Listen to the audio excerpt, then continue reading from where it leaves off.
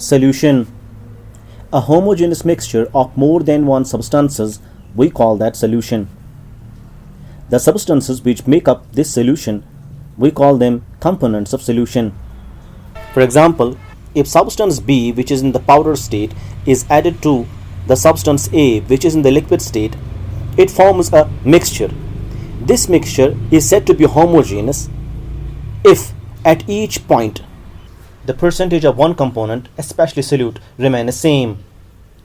Such a homogeneous system is referred to as a solution, and the substances A and B are said to be the components of that solution.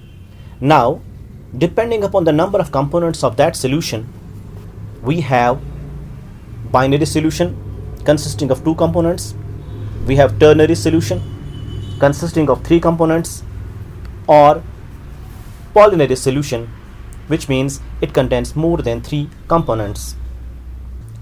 In such solutions, one of the components is named as solvent, while rest of the components are known as solutes. Now, which among the components will be named as solvent, that is decided by two things.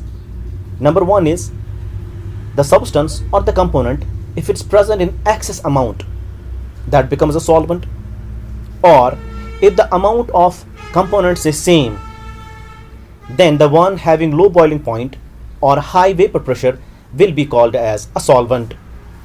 Let's have an illustration. For example, we have a solution.